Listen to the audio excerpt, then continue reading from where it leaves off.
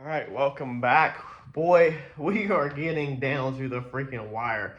I think we're about to have ourselves a roller. We got the upper control arms laid over here on the table. We got them back from Mike. I got to run to the hardware store, get a couple bolts. And the bad news is that one of our upper ball joints is still out for delivery.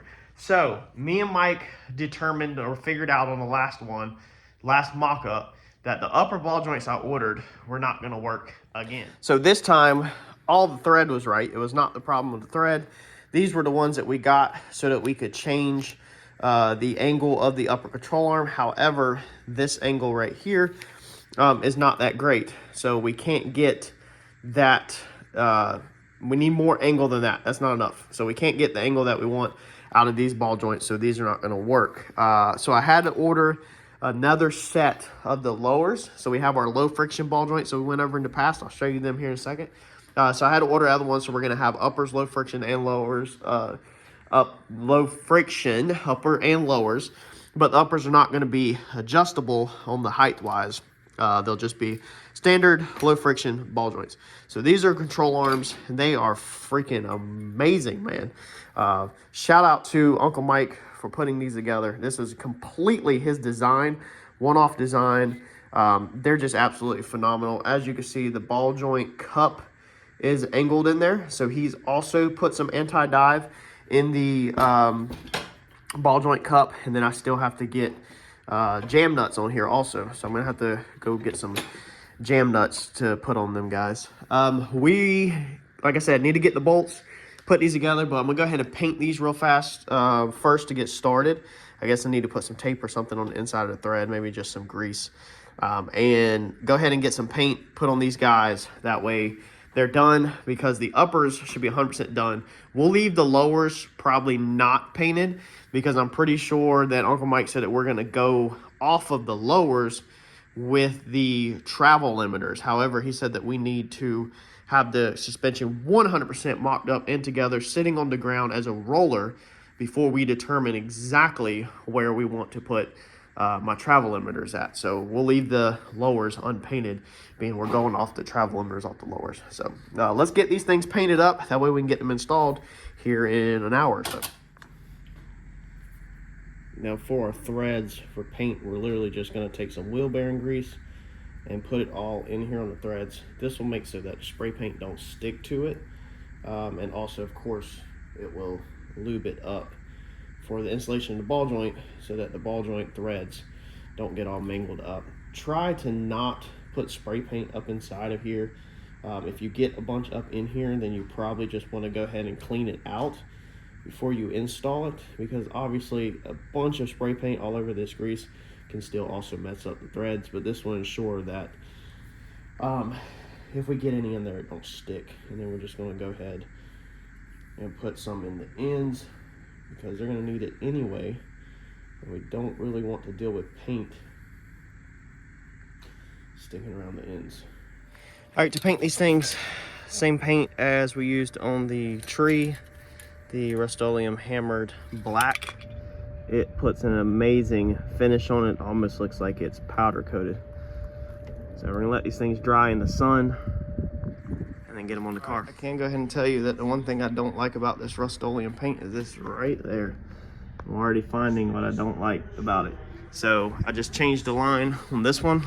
Told y'all that that line bothered me, so I ordered a longer one. I've got to hide the slack somewhere. But afterwards, it had motor oil all over this. I went to brake clean this, and sure enough, it took off all of the freaking Rust-Oleum paint. Now, the only thing good about the Rust-Oleum paint is that you could touch it up. I think I had some of y'all comment that you can put hardener in this, maybe. If you said that, or you know anything about that, leave in the comments below what hardener you would use, what kind of hardener, etc. Because obviously that is something that is not like the Rust-Oleum company recommends. It's just something that is a hack, I guess you could say, the trick that works. So but the cool thing about this is, like I said, you can touch it up. But as soon as I seen that, it kind of had me regretting not base coat clear coating this thing. I was like, man, I should have just dealt with the freaking base coat clear coat, because I am not going to be down for the paint coming off of this thing all season and looking like crap.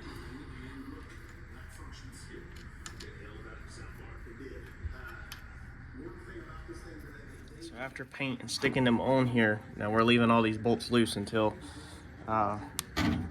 actual mock-up. I'm just gonna run this thing through here, this tap that we bought, because it's like there's a little bit of grime in there.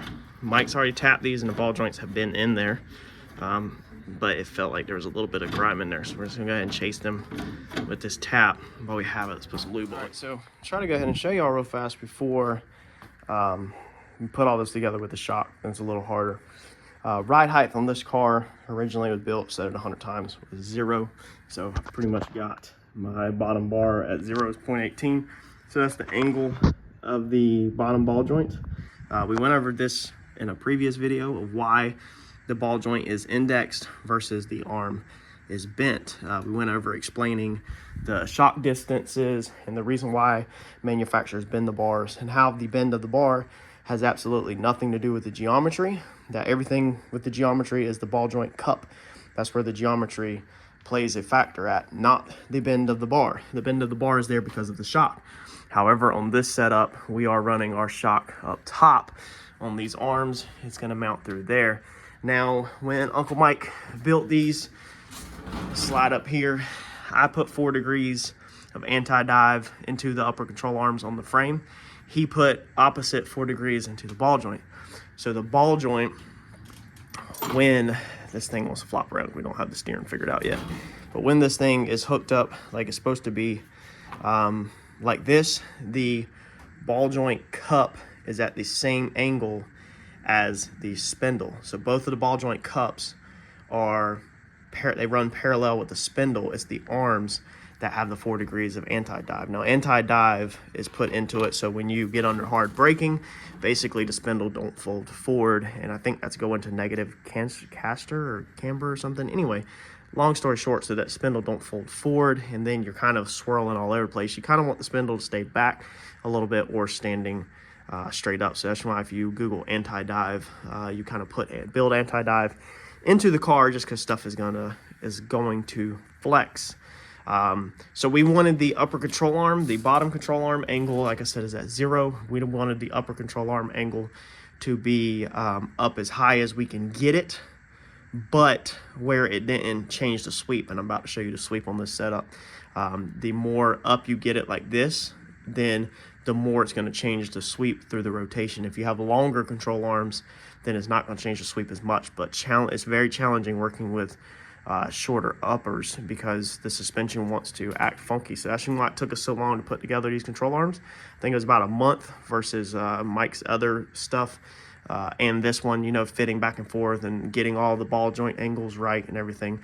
And he has nailed this thing to where it doesn't change, but you know, maybe 2 or 3 degrees the whole entire sweep. So let me put you on the tripod, I guess, real fast, and I'll try to hold this and drop the suspension at the same time and kind of show you the pipes in the way. The other side, I'm not gonna be able to show you on because, like I said, I'm still missing 1 ball joint, so we're gonna have to temporarily put the other ball joint in there just to get us a roller.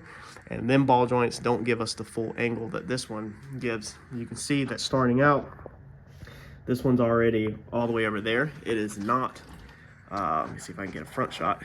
It is not touching, it is not maxed out, but it is close.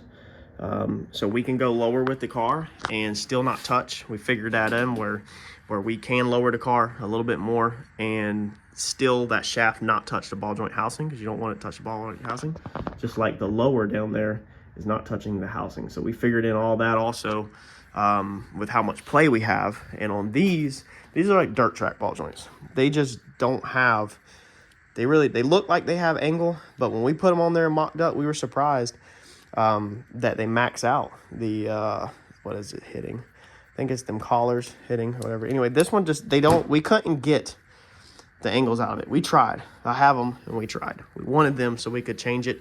I'm gonna save them though, just in case we ever do need to change the angle of the ball joint and maybe we don't need as much sweep and maybe we can make them work for whatever situation it is, then we'll use them then. But let's check this out. All right, so again, bear with me, doing it all by myself, the pipes in the way, all that good kind of stuff. That's 90 degrees. We're roughly at a 90. We're not set up. The alignment's not set up. We still have more hanging out of it. We're not set up. Nothing is set up. I'm just going to show y'all real fast while there's no springs on. It's way easier to sweep on this thing and how that angle stays. Look at that. Hoping y'all can still see that. It doesn't change at all hardly. Let's pick it back up. It changes, I think it's about 2 to 3 degrees. We'll go back up to 0. Let's see here, 0 is gonna be right there. It's gonna be 0. So this angle, it sweeps, it does its full sweep. And like I said, it doesn't really change. And again, we don't have the alignment or anything done on this car. So as you've seen, I tried to zoom that clip in. We start out at 1, we start out at 90 basically, and then it kind of loses itself, but then it pulls itself right back in, back to its 90. So at full separation, you are right back at the same alignment as you were at ride height. So that means if you're wide open throttle and this front end is up and it's almost maxed out and the tires are just skimming across the ground, like we often see in John's video, that the alignment on this thing is back the exact same as it was when it's at ride height. The only other thing we've got to do is we've got to set our bump steer. We're going to do all this at Randy's shop on the lift. We're going to spend a day setting up the suspension front and rear, really in depth, tons of stuff, center lines, everything really in depth, right out the box on this thing. This thing should go freaking straight as arrow, we hope. But we spent a lot of time developing these arms on this car to make it do that, because that's easier said than done to get it to where it goes pretty much perfect. Like I said, it's only, if you were here and you look at it, it's only 2 to 3 degrees it changes, and that's in the middle of the sweep. So it's not bad at freaking all. I'm gonna finish throwing this thing together. Again, this is rough. I have no alignment on this car or any freaking thing. We're just trying to get this thing back towards a roller. It's now Sunday morning. I'm gonna go ahead and sling this video out to y'all. I got this put together yesterday. Canister did not get mounted. Literally spent the whole day on just working on all this suspension stuff. It just takes so much time, everything from just cleaning up stuff to threads. I still didn't get all this stuff as clean as I wanted. But I mean, this is how the overall setup turned out. Well, like I said, we're not done. We still got to put alignment on it. We have to add jam nuts to this. These washers are not staying. I'm ordering nicer, thicker, beveled, 1/4 inch thick washers for both sides to make up the bolt distance. I want to do that because instead of ordering like a NASA bolt, I'm probably saying it wrong again, but I want all of the sleeve. Same thing with our 4-link when we did our 4-link bars. I want all of that sleeve to be through there and engaged. I don't want the thread to be riding inside here. So I got standard hardware store bolts as close as I could get them. But as you can see, you'd have to run a couple washers to make that work. So I'm ordering special. It's gonna be like $25 for all the washers needed for the upper bolts, but I'll show you them in a future video when they come in to make up that thickness and make it look really freaking good. You know, and be able to run a standard hardware store bolt versus having to order some specialty bolts. Besides that, we got to do the steering. I think on the steering, we're gonna go with a 5/8 bolt. This is a half, just to stick through here for just literally to hold the wheel straight. But we're gonna go with a 5/8 bolt style bump steer kit. So the bump steer kit that I currently have and that I have been running, so this side right here is tapered. This is your standard style bump steer kit. This goes in your spindle and then you move this up and down. This is what we've been running. The only problem with this style and these control arms, or not control arms, just spindles, is it's designed to go in on the bottom side like that. You can't flip it because the tapering in the spindle only allows this to go in from here. It will not go in through the top. So we need to drill these out. We'll probably go ahead and do that today to 5/8, and we're gonna order just some straight up spacers and do a bolt style 5/8 bump steer kit. That way we don't have to worry about ever again the taper stuff on it. Got to order some stuff for over here. This side was giving me a run for my money. This upper control arm absolute nightmare on these thread end ball joints. I fought with this thing all day yesterday. Literally, this is all I got done yesterday. And a whole Saturday is just putting this together and putting the other side together. I fought all day with this. Some of these threads have a little bit of funk in them still. They don't look that great, but my $200 tap here goes through it perfectly fine. The interesting thing is you can see the shiny wore out spot on that tap. Okay, that's as deep as this tap will go. Right there, you can see. So you can run it all the way this way to where it's flush on the bottom side, and then you can run it all the way that way where it's flush on the bottom side. It's like once it gets past this shiny spot right here, it's almost like it's bulged out and it just gets way too tight to go through. So we can't actually get the tap to go all the way through, but it will go in all the way through flush on both sides of the control arms. Same thing with that one, is it won't go all the way through, but the ball joint goes in perfectly fine with no issues. Once we do the alignment on this car, we will shim this thing with washers just like this, and then we will measure our washers, and then we will order or go purchase basically exact sleeves or spacers for this once we figure out exactly where it needs. But for mock-up and for figuring out purposes, we're gonna be using washers to align this thing. This bolt needs to be cut down, just little stuff. I'm gonna make the brackets today in another video to be able to bolt these canisters to the car like I want, and then we still have to do something with our upper mounts. Somebody had pointed out a very good point. I greatly appreciate it, that all the force is pushing up on the little tiny washers that are underneath here. In a perfect world, I would much rather this thing be on the inside of the hat for looks and everything, but I couldn't figure out a way at that time to do something that would mount up really clean, utilizing these plates. We'd had to build another plate that moved in, and it's just, it would have been a whole different world. Maybe I'll build some other plate at another time, but for right now, what we're gonna do to solve that, somebody had mentioned put a ring on the inside of there so that the bolts don't want to pull through on the washers. But instead of getting a ring cut, we're just going to order again like 1/4 inch thick washers.